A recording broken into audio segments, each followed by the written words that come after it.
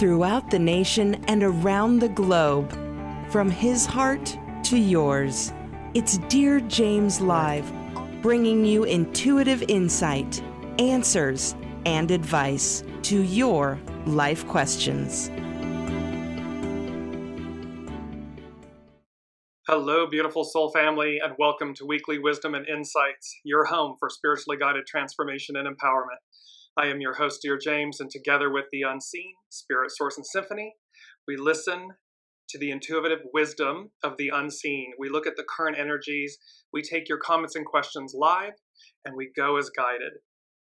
And without fail, the energies just keep building and building and building. And while energies are weekly, bear in mind, the unseen is consistently providing us with a greater arc, a greater story, and a greater opportunity for renewal, for direction, for connection to the way.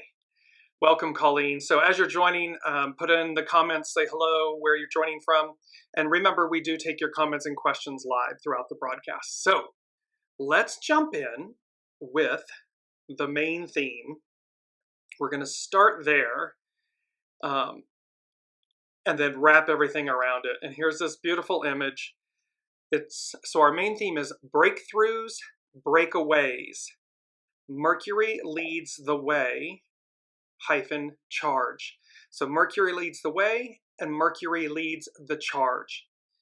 And you'll see in a moment, based on the astrological chart, why that is. And then again, we've maintained the beauty of this, this skeleton key, this butterfly key, this key of renewal, this key of rebirth, and how you are the key.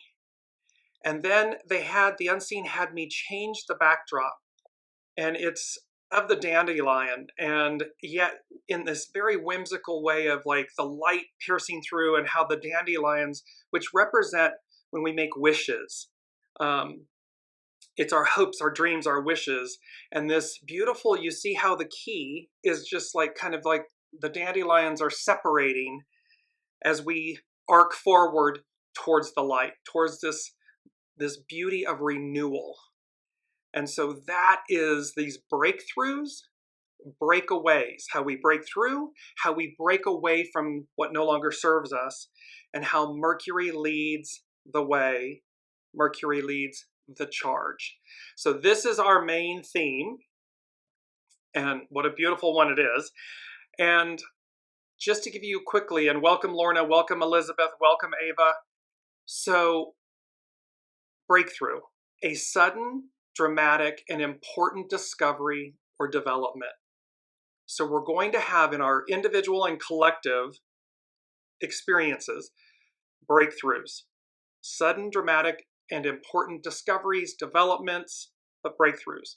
Breakaway, a divergence or radical change from something established or long-standing.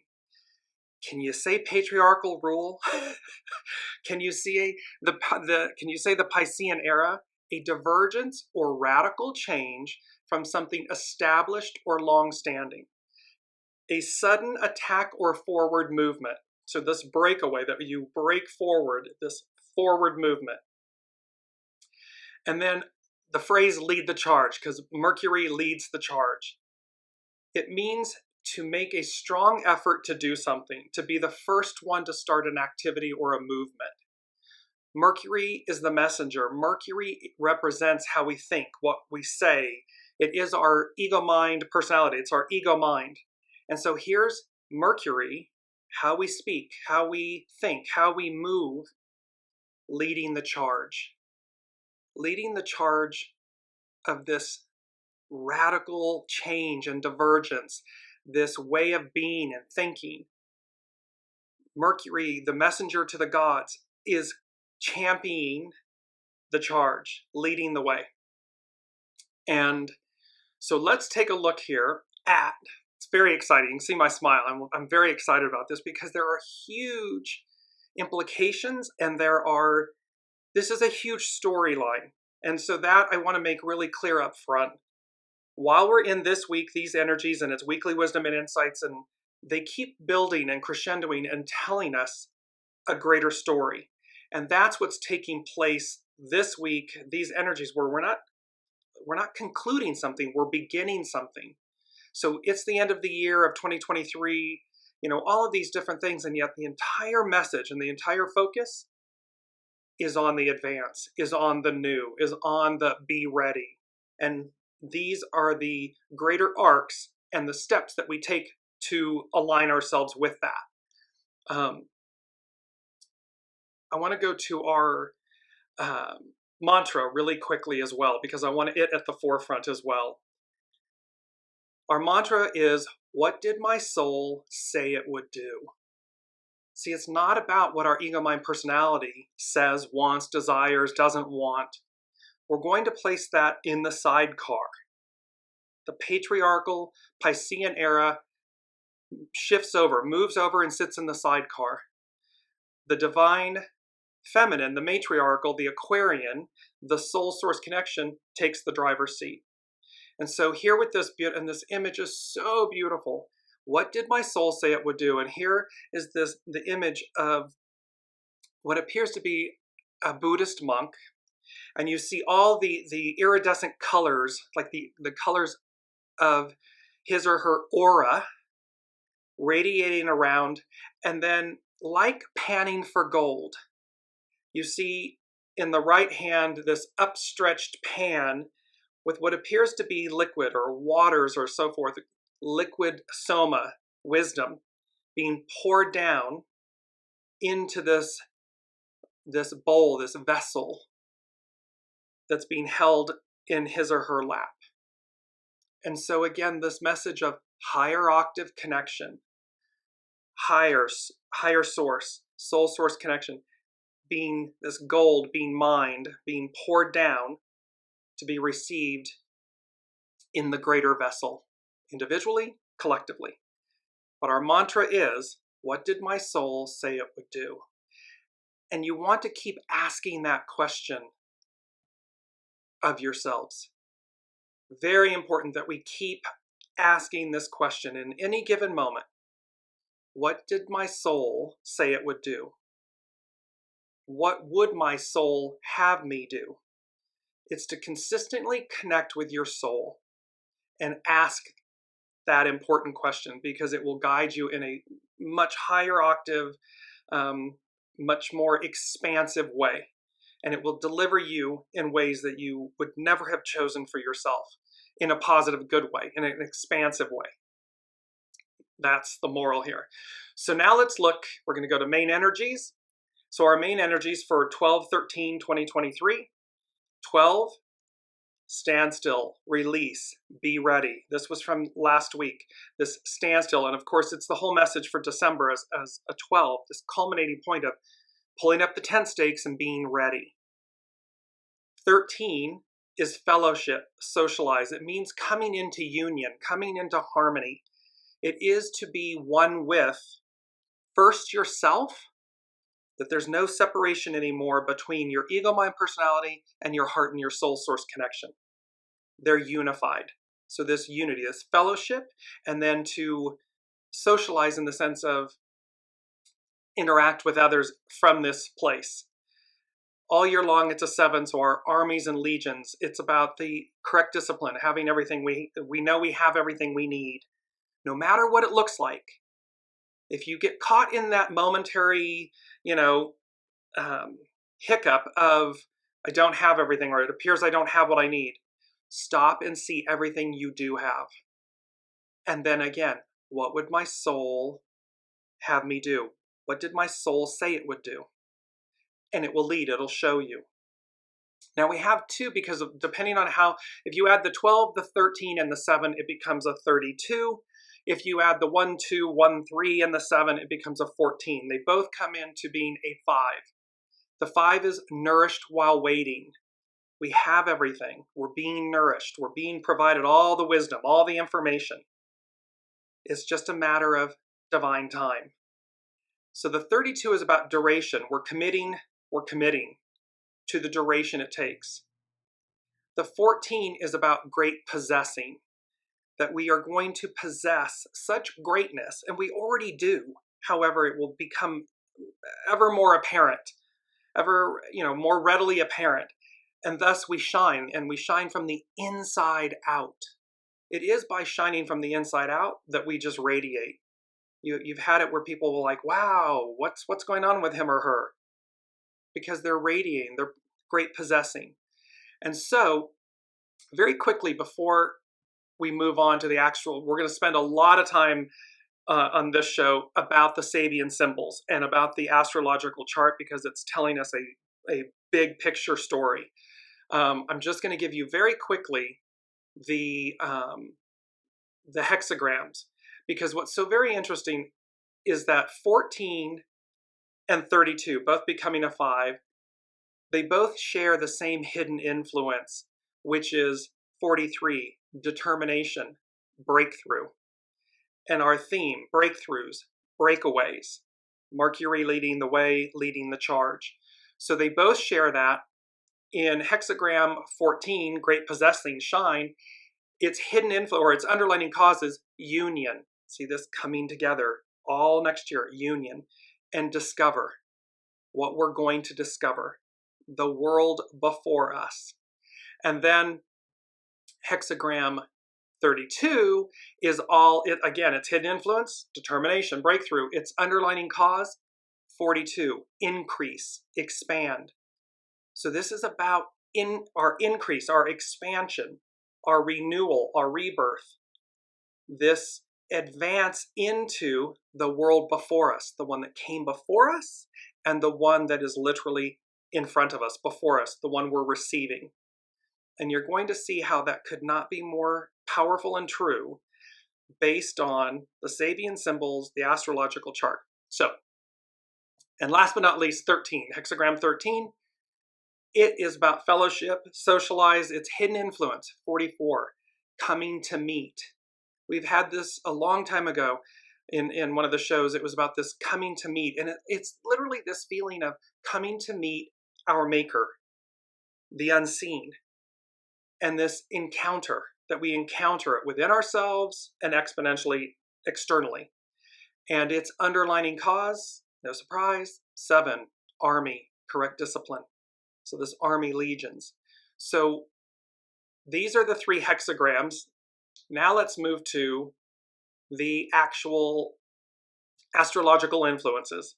So yesterday on 12/12 was the new moon. So the moon and the sun are conjunct. They're next to each other, side by side, at 20 degrees Sagittarius. Today, and it's really West Coast, the further west you are, it was actually yesterday. The further east you go, it's today. Mercury stations retrograde at 8 degrees Capricorn. And of course, anytime Mercury, so here's Mercury leading the way. And remember Pluto, so Mercury, Pluto, because Mercury will station direct on the first, literally 1/1 of 24.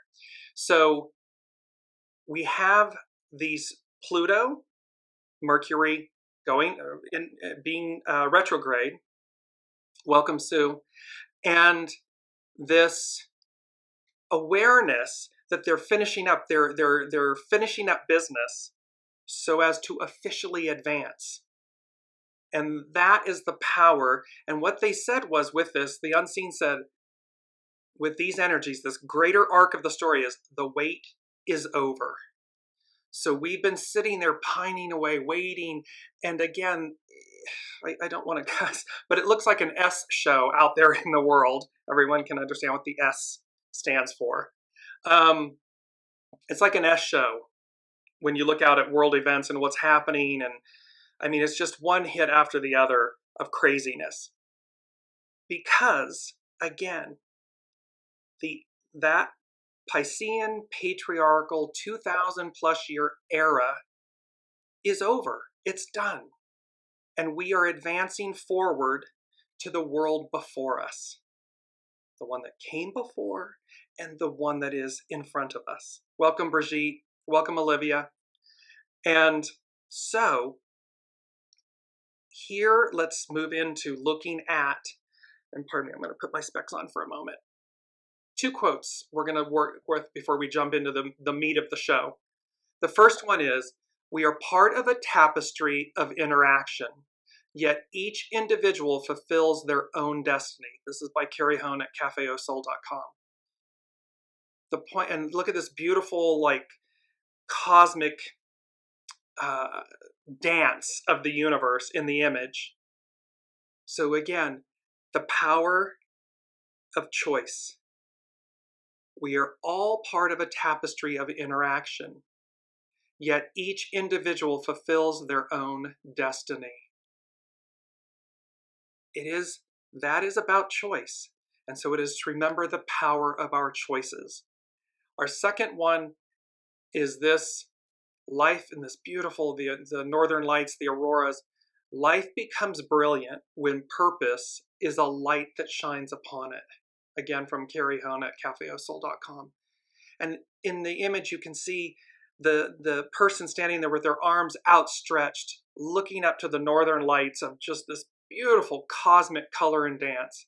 The brilliance of it. Life becomes brilliant when purpose is a light that shines upon it. And this is about, we will be coming into such a state of grace and understanding with ourselves that probably for the first time ever, that which has eluded us, which is, what's my purpose? Why am I here? What is this really all about? Becomes readily apparent, because the light shines. The light will illuminate it. The light is going to, it has always been true. It has always been present. It has just been more veiled. Well, now it's like color, technicolor. We receive a new way, a new mode of being, so everything goes from color to technicolor. It comes to life. The indigo blue, iridescent, magical. It comes to life. So let's now jump in. God, I keep smiling. I hope you all are smiling, because I just keep smiling about all this information and where it's all leading. So we're going to now move to the astrological chart. This is the astrological chart for the Sagittarius new moon and the Mercury stationing retrograde, which was yesterday/today. And I want to draw your attention to the top. Just go straight north on the chart where you see the 2024 above it. So right at that point, just to the right, you'll see the sun and the moon at 20 degrees Sagittarius. That's the new moon. Just to the right of it is Mars at 17 degrees. No, sorry, 13 degrees. And then going to the left in green, there's Mercury at 8 degrees Capricorn. These four right there clustered together in a sense. So here's the way this is working: is Mercury's leading the charge, the sun and moon are together, Mars to the right is bringing up the end. It's bringing up the rear. And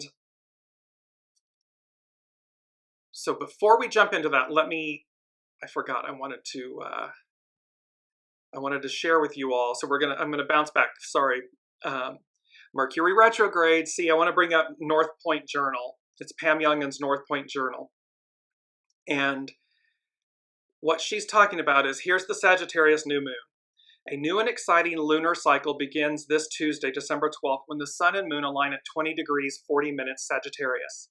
This new moon is exactly aligned with the fixed star ATRIA. ATRIA is at 20 degrees 54 minutes Sagittarius. ATRIA is the brightest star in a constellation called the Triangulum Australis, the Southern Triangle. This is important. It is about 7 times larger than our sun and emits about 5,000 times the luminosity. ATRIA is a very favorable influence, enhancing spiritual powers when it is activated. The fixed star also carries the positive energies of both Mercury and Jupiter. So again, here's Mercury leading the way, Jupiter, the great benefactor. Opening our minds to higher wisdom, facilitating the search for life's meaning, our purpose, increasing optimism and hope, and favoring philosophical or religious pursuits. ATRIA is said to be just, truthful, righteous, and benevolent. With the new moon conjunct ATRIA, all these potentials and qualities are more accessible for us at the time of the lunation, as well as throughout the lunar cycle that begins on Tuesday. What excellent energies to work with as we complete 2023 and begin a new year. So we have these auspicious energies, this auspicious conjunction. And let me just play with the Neptune effect here for a minute. She goes on to say, Pam Youngins, the planet Neptune also plays a significant role in the new lunar cycle due to being in hard square aspect to the new moon. The god of the vast oceans always invites us to transcend our human perspective and to view life through our soul's eyes. What did my soul say it would do? What is my soul source connection guiding me to do? It is not my ego, mind, personality. It's the eyes of my soul. This lofty goal is sometimes difficult to achieve, and Neptune's square to the new moon indicates that we may not be comfortable with what being, quote, more spiritual, end quote, entails. Yes, because it requires us to embrace and to take a higher octave, a higher path, to take the path less traveled. We can see by the world events what taking the least among us, the lowest path, because it's easy, it's cheap, it's easy. It requires nothing. It's a base reaction choice path. So here it's like indicating that more spiritual entails more of us. And yet it's so profound and beautiful. To navigate this lunation successfully and to benefit from its gifts, we are asked to release qualities associated with the shadow side of Sagittarius. We must rise above judgment, self-righteousness, dogmatism, and any attitudes or belief that keep us in a lower vibration than love. If it's lesser than love, the purity of love, then we're in the shadow element of it. In their place, we may call in tolerance, forgiveness, reverence, open-mindedness, generosity of spirit, optimism, and faith. It's so simple to be good. It's so simple to have reverence for your soul self and then radiate that outward. It is easy, or it becomes easier when we practice it. It's like exercising any muscle. However, since this is a challenging aspect from Neptune, we will need to do our work. If we resist this process and choose to walk down the same old tired path of judgment and intolerance, we are likely to encounter the less comfortable side of Neptune. Disillusionment, lack of clarity, apathy and avoidance, deception, oversensitivity, and even fear. So again, choice. We are all part of this tapestry, but our individual destinies are directed by our choices. And that's where we're being mindful here of what we need to do. There are other planetary moon influences, but so coming back to this is the power of the astrology right now is incredible. ATRIA, this fixed star ATRIA. This is blow your mind fascinating. So why? Why, Dearjames? Why? Well, because Triangulum Australis. A triangle is a geometric shape that has three sides. There are two triangles in the sky. This small southern triangle, Triangulum Australis, is a new addition to the sky and was named by Johann Bayer in 1603. The northern triangle, Triangulum, is an ancient constellation. The three brightest stars of Triangulum Australis are of second and third magnitude and form an approximately equilateral triangle. So this southern triangle, of which Atris is a part of, is in the south. The two triangles in the sky each suggest a trinity. Triangulum Australis, the southern triangle, was given the title the three patriarchs, representing the biblical Abraham, Isaac, and Jacob, suggesting a masculine trinity. The word patriarch has its counterpart in matriarch. The northern triangle, triangulum, has feminine associations in mythology. So we have this conjunction with this southern triangle, with this fixed star that's in the southern triangle, that represents the patriarch, the divine masculine. What's so very interesting? The show on November 29th, 2023, Unity, the world before us. And they spoke about Abraham. Remember, the gates of hell or the gates of heaven? Choose. And it had to do with Abraham, Ishmael, Isaac, Jacob.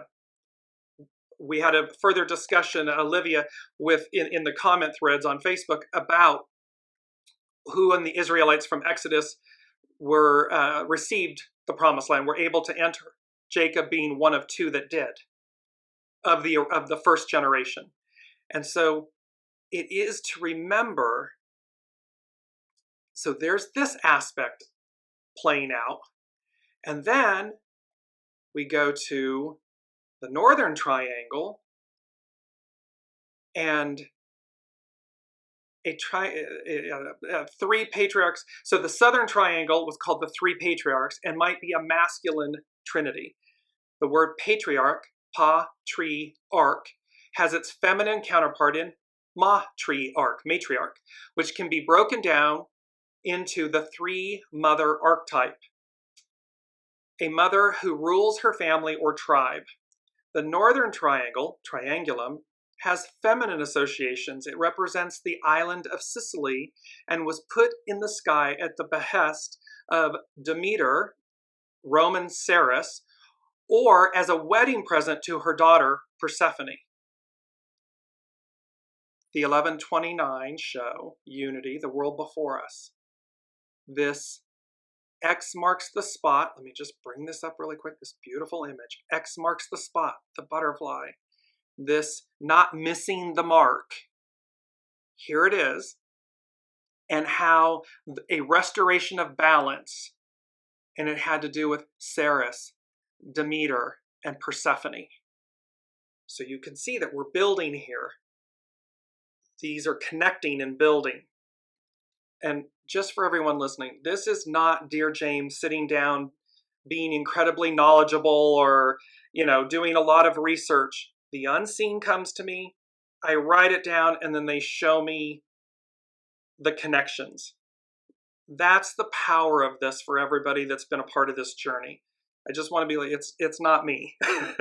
It's the unseen.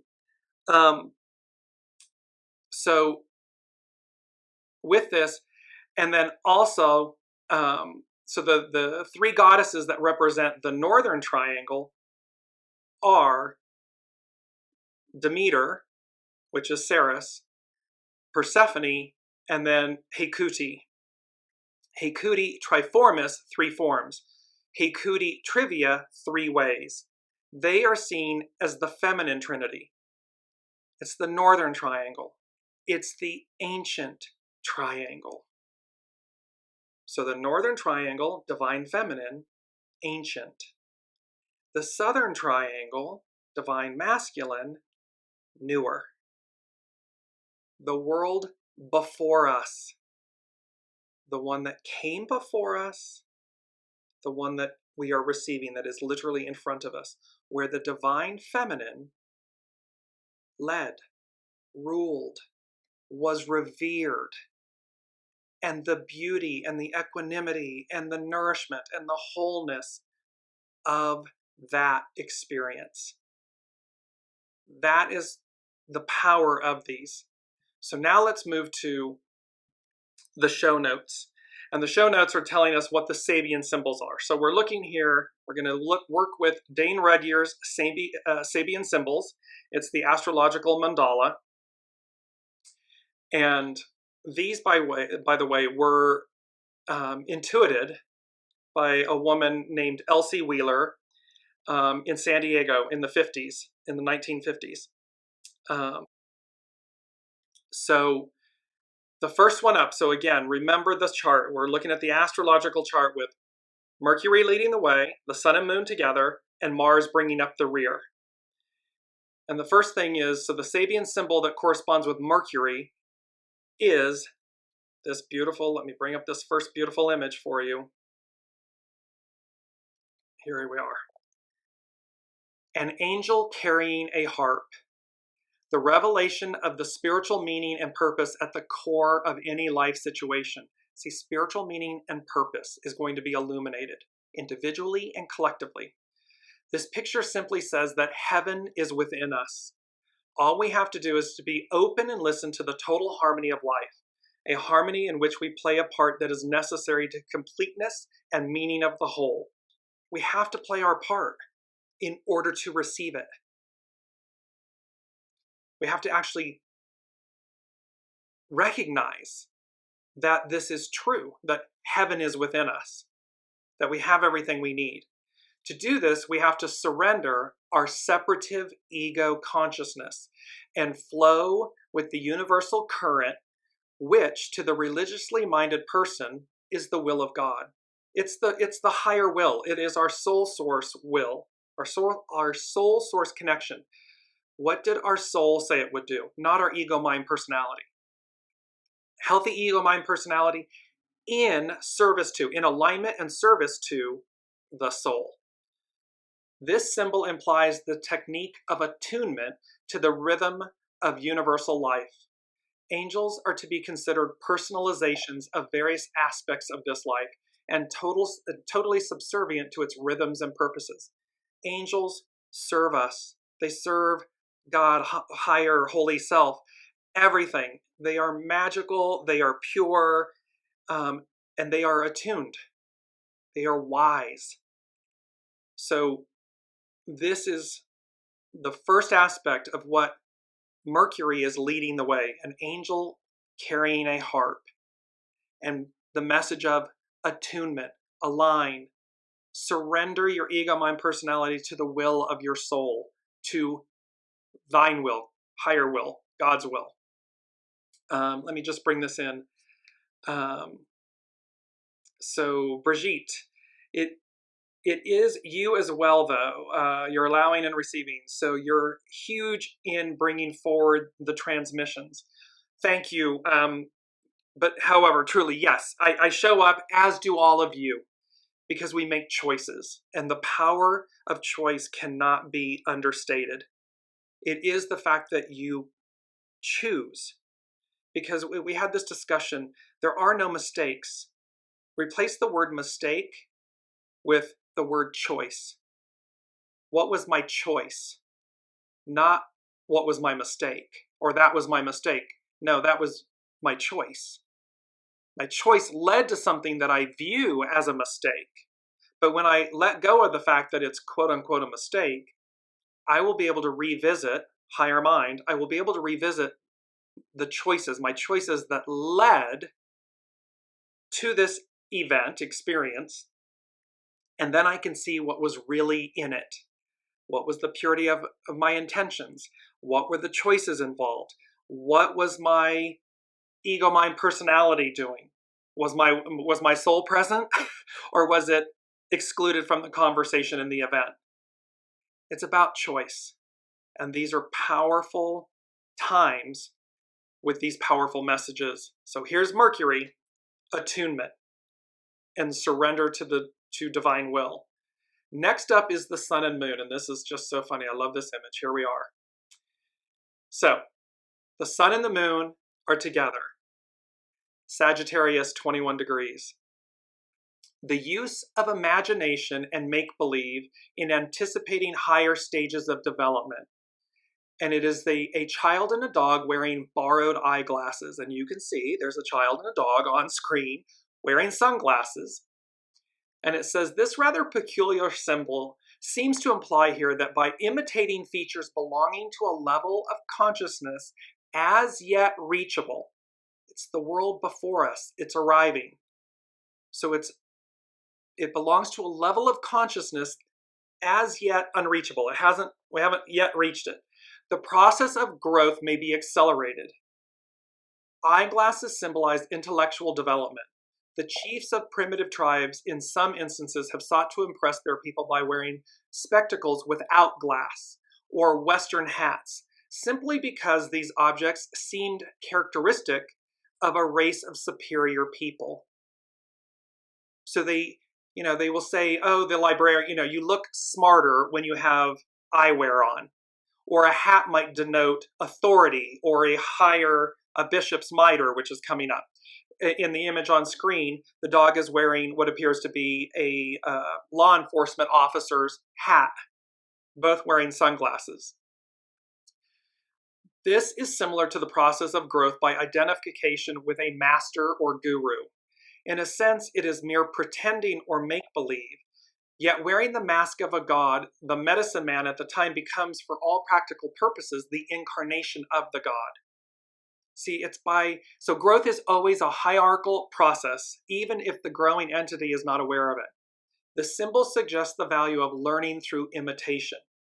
This is about blessed are those who believe but do not see, meaning we're imitating the fact that we know a higher octave, a new era is arriving, is present. There's a whole new world before us. It is not the old one. We can see the old one falling away, crumbling. And so this is about, in essence, easily said, fake it until you make it. Fake it meaning show up, align, be ready for the time to come. That's when it comes together. So Colleen is saying choice equals responsibility, which so many have issue with. Yes, because again, we have to acknowledge our choices, not our mistakes, our choices, because our choices lead to everything. They are the foundation of our life experience. So what choice? Am I listening to my ego, mind, personality? Am I in shadow elements? Or am I in higher octave, aligned with my soul source connection, thine will, the way, and thereby my choices lead to a different outcome, different experiences. The greater moral with that, Colleen, and for everyone is that come what may, there is, the arc of destiny is forward. There is a higher power, higher hand, higher octave that is the master weaver. And we are each a thread in the overall tapestry. Our individual choices determine our experience. However, the experience, the greater story, the greater play, the set, that's determined by a higher power, a higher source. Okay, so now we move to Mars. Mars is bringing up the rear. So Mars is at 14 degrees. So the Great Pyramid and the Sphinx. The enduring power of occult knowledge. Occult means wisdom, unknown, unseen. It's occult. Occult knowledge and of its quasi-divine custodians. Seed men of a previous cycle of existence. We've said this many times. We all stand on the shoulders of giants.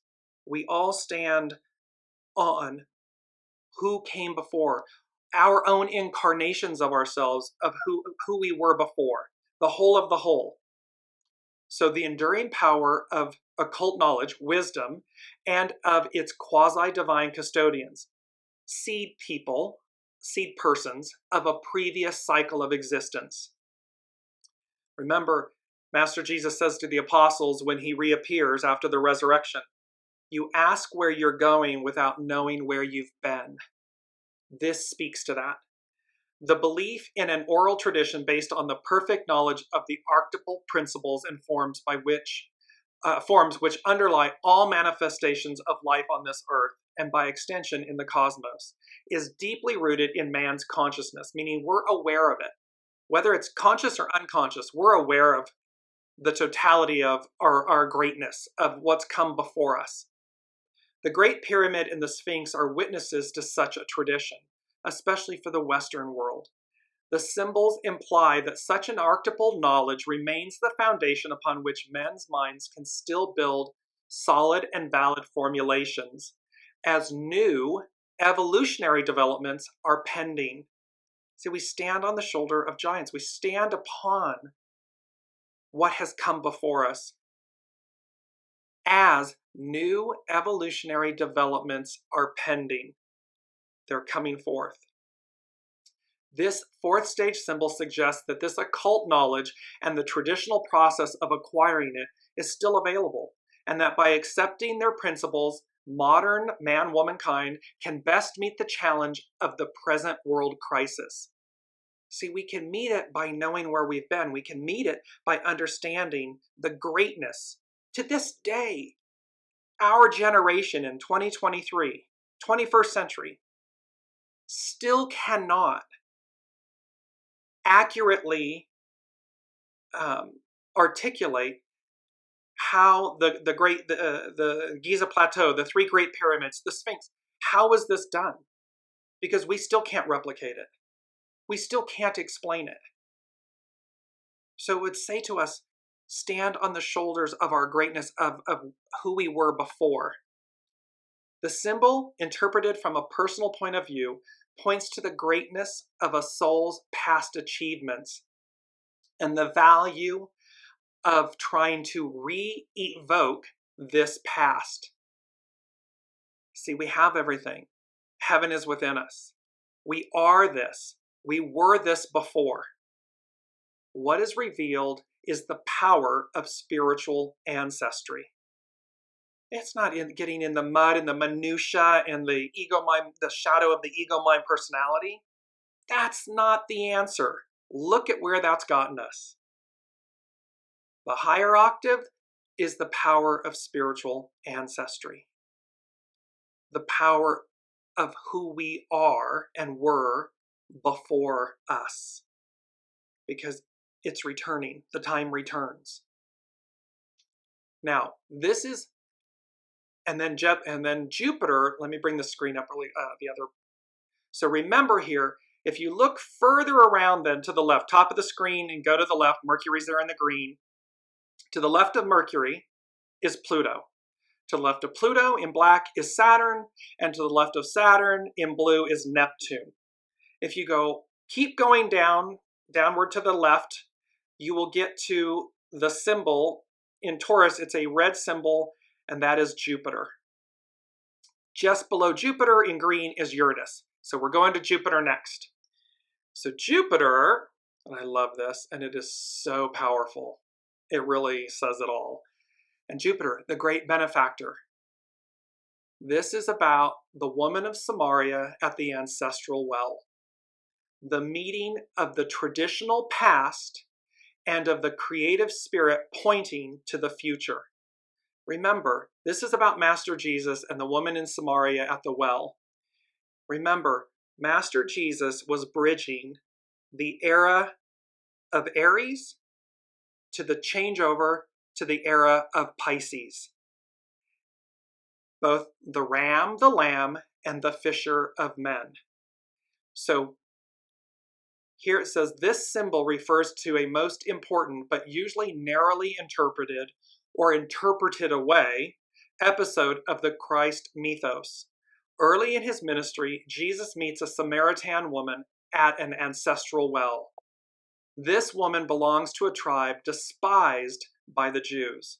Moreover, she is unmarried and therefore on the fringe of even her own society. It is to just that kind of woman that Jesus reveals that he is the Messiah, saying, quote, I am he. A revelation that he apparently will not bestow even upon his disciples, at least not in words. Words in occultism, wisdom, let there be light, and the I am the word, and the word, words in occultism are the creative factor. We create with our words. So again, our thoughts, our words, our choices, it is to be incredibly mindful of the words we use. Because in occultism, revelation, wisdom, they are the creative force. What does this mean? Jesus, as the avatar incorporating the Christ impulse, came to replace the old tribal order with a new order based on universal love. So he's coming to replace the old tribal order, the law in Judaism, the law is being replaced with a new covenant, which is universal love. It is not to representatives of, or even to men still attached to, the old order that Jesus could reveal his spiritual, evolutionary, and society-transforming status. They had instead to reach a point where they could discover his avatarship, as did Peter just before the transfiguration scene. So see, we can see the same thing happening right now, 2,000 plus years later. He comes because the tribal order, the old order is going away. He represents the new order. And they weren't having it. Some were, many were, but there's, two camps. Those that want things to stay the way they are, the way they were, and those advancing. But to the woman of Samaria, who in her openness to love's urgings had already repudiated any narrow subservience to the old order, Jesus could reveal his function.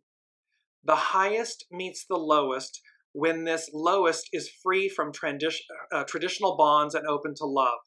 Meaning, when we don't subscribe and succumb to dogma, to control and oppression and so forth.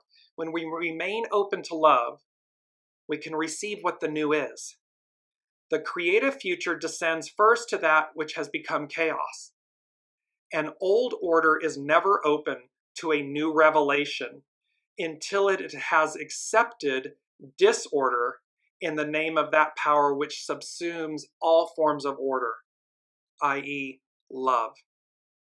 So the creative future descends first and becomes chaos because an old order is never open to a new revelation. We get comfortable. Humans don't like change. We want to do what we've done and we're used to what we're used to and that's it and have a nice day and I'm not interested in what I don't understand or know. It's the beast I know. I'm not comfortable with the unknown. And so, until it has accepted disorder in the name of that power which subsumes all forms, meaning love, it changes it. In this second stage of the fivefold sequence, a contrasting element enters upon the scene. It is no longer a collective cultural effort based on past knowledge. It's not what we already know. It's not the beast that we know, as in the preceding symbol, but a meeting, encounter, coming together, coming to meet, an encounter, but a meeting that introduces into the collective situation a totally new factor which transcends it, transcends the old. So there's a meeting and something gets introduced into the whole of the whole, the collective situation that is a totally new factor which transcends it. In all capital letters, a new quality of being is revealed, which renders the old patterns obsolete. Human being. A new quality of being, a new order, a new way is revealed, which renders the old patterns obsolete. They're done. And it's with great reverence that we should, namaste, I bow to the divine in you, to say thank you. And then next. So this is all then on the far right of the astrological chart there in green. Well, to the top about 2 o'clock, you'll see there's Venus. Venus is in Scorpio. It's Scorpio 10 degrees, 10 denoting new beginnings. Now with this, Venus, it says a fellowship supper reunites old comrades.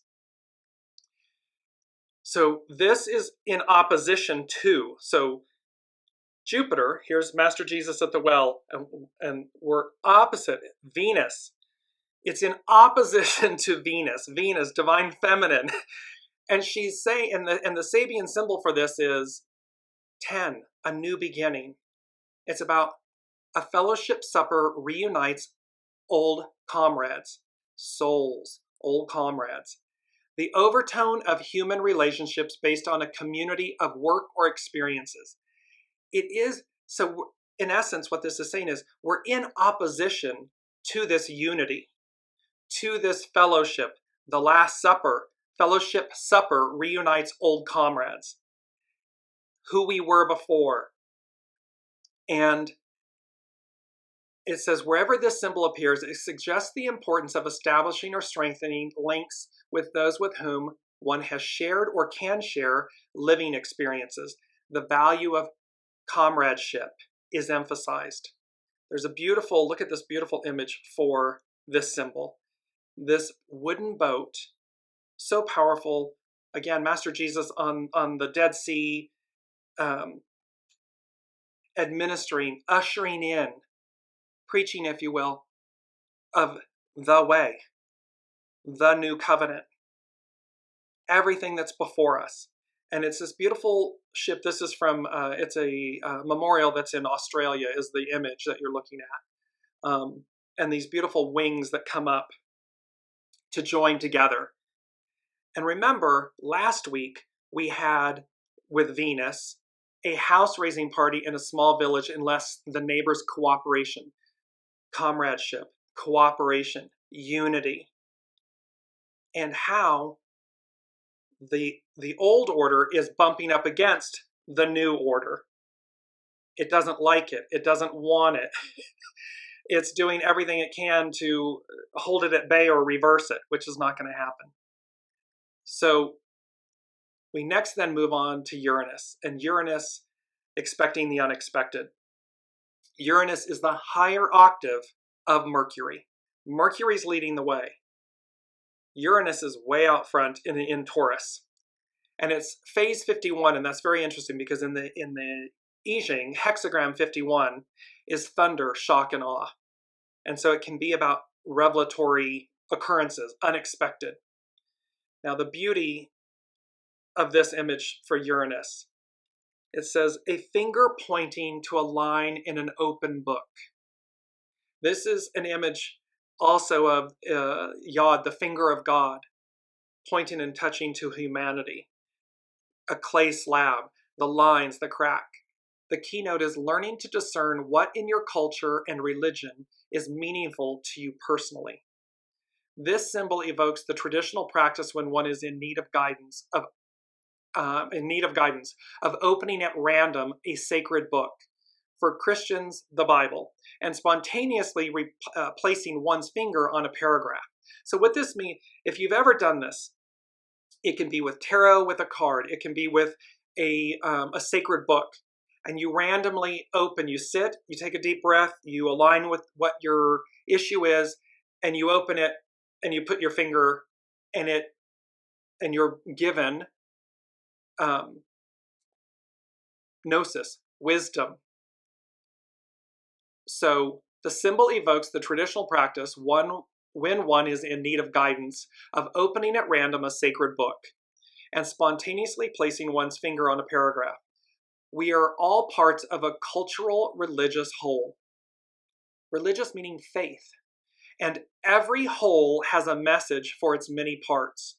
When they are willing to submit their will to the great meaning and destiny of the whole, thine will. In an even broader sense, the open mind can learn to detect signatures in many events which he or she has allowed to occur, meaning we are open to the unseen. We look beyond the surface. We look to detect the signatures that are really underneath everything. The too great reliance on repeated symbolizations can lead to a schizoid state of over-subjective dependence on signs and omens. This speaks to dogma. When we become entrenched, too great a reliance on repeated symbolizations. No, it must be this way. No, it's dogma. It becomes stale. Everything in the universe is energy and about change. So this too great reliance on repeated symbolizations where things are fixed instead of fluid, where they become dogmatic, we lose the purpose and the value because it becomes like a broken record. We're no longer in touch with higher octave, higher mind, soul source connection, evolution. This is the first stage of the 11th, and it's symbolic phases in the general process of differentiation. By relying on cultural guidance, a person identifies themselves with a differentiated type of collective response to a particular environment. What this means is we become dogmatic. We become subservient to a fixed ideal. And that causes a problem. Because if we are not open to source, to higher wisdom, then we're subservient to a dogmatic collective association, idealization, value system. It separates us. No, I mean, we discussed this. Look at how at the Church of the Holy Sepulchre, it's Christian. There are multiple Christian denominations, and they get into fights with themselves because one swept over a square because, no, that's our area, not your area. Why? Why? Why? We're all part of the whole. Why would we not act in unity with our brothers and sisters, our fellow humans? Remember this powerful, powerful quote. When closely related things do not harmonize, misfortune is the result. Dogma. We are all closely related. Abraham, Ishmael, Isaac, Jacob.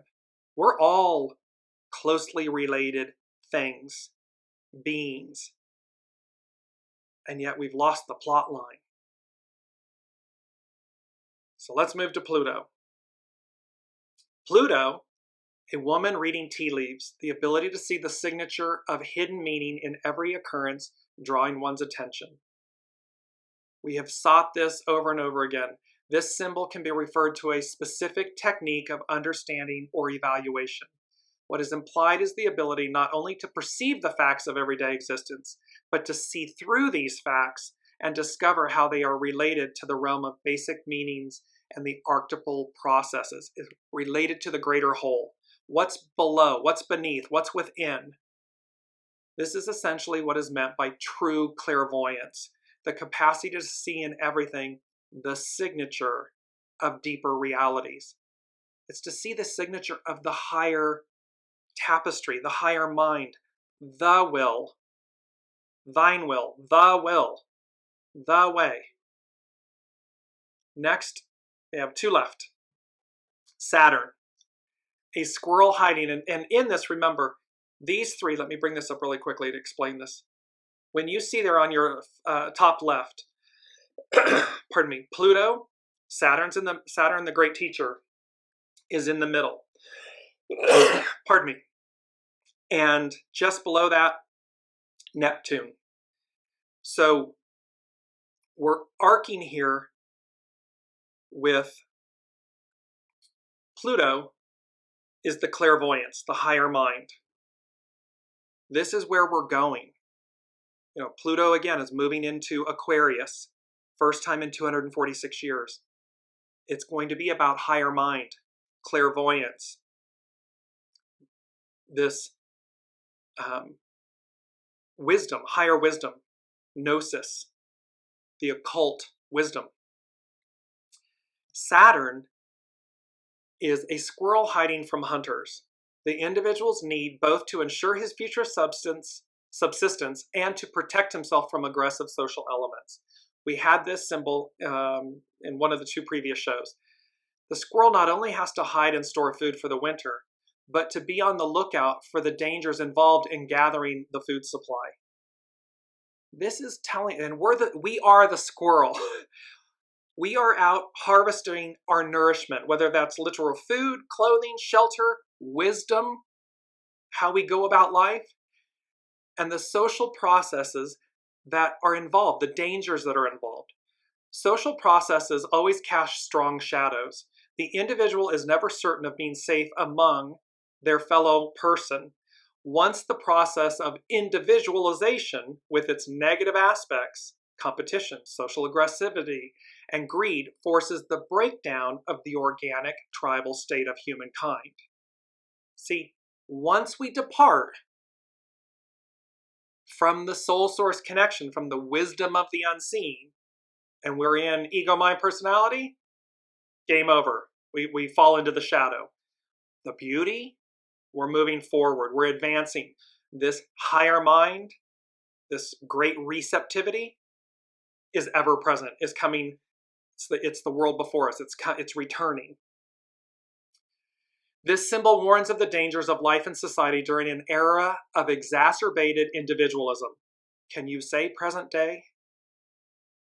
The dangers of life and society during an era of exacerbated individualism, when violence is a possibility never to be dismissed. Why? Because the need for self-protection and caution is ever present. It's present because we're witnessing what happens when we become over-identified with our ego, mind, personality.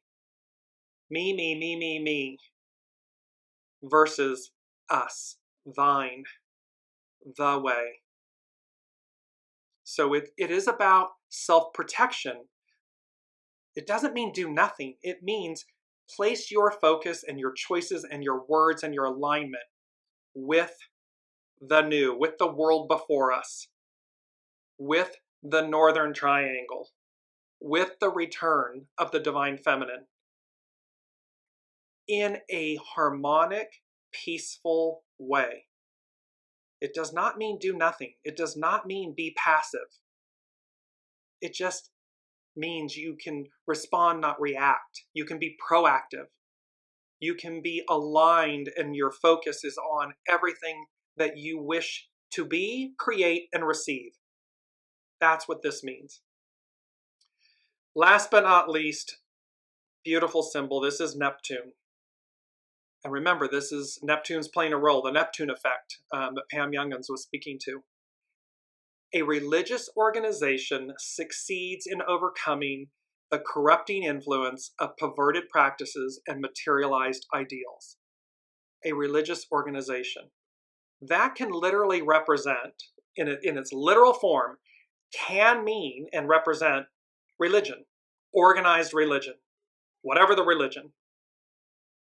However, remember, a religious organization can also represent us, humanity, our individual and collective selves. Why? Because the keynote is the power of the soul to intervene in the personal life and to induce necessary catharsis. The necessary centralization of the conscious attention and will symbolized by the preceding picture most often bring negative results. Again, we're speaking to exclusivism, pride, jealousy, greed for power, and wealth.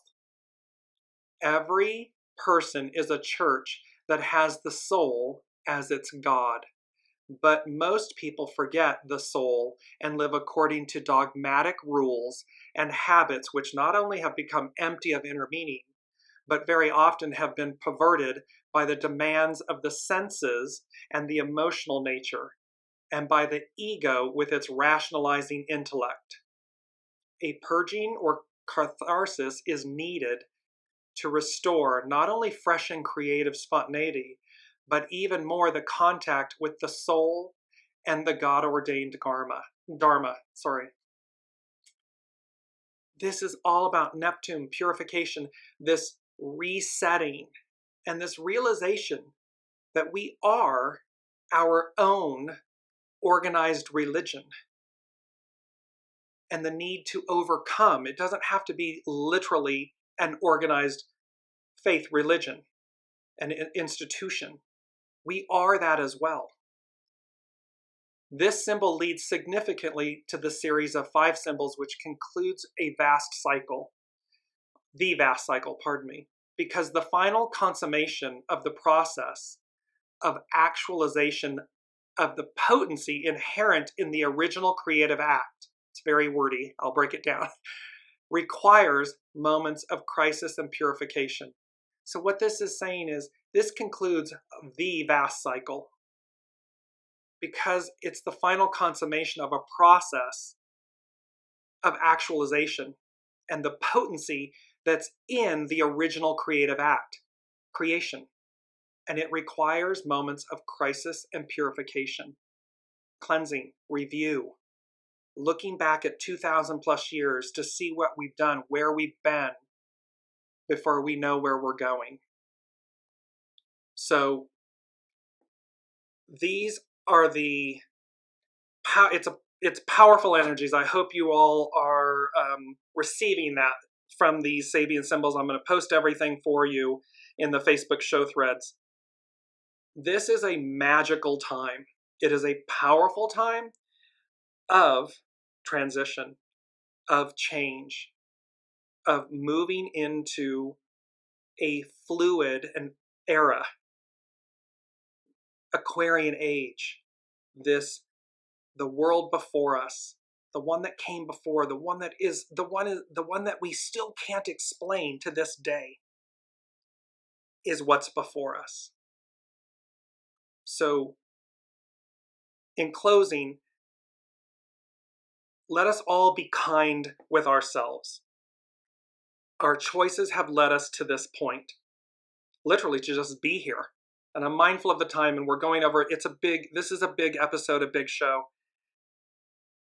The beauty of it, the absolute beauty of it, is that we are not defined by who we are or were in a negative aspect, and we have available to us, in that same manner of not being defined, the greatness of who we were.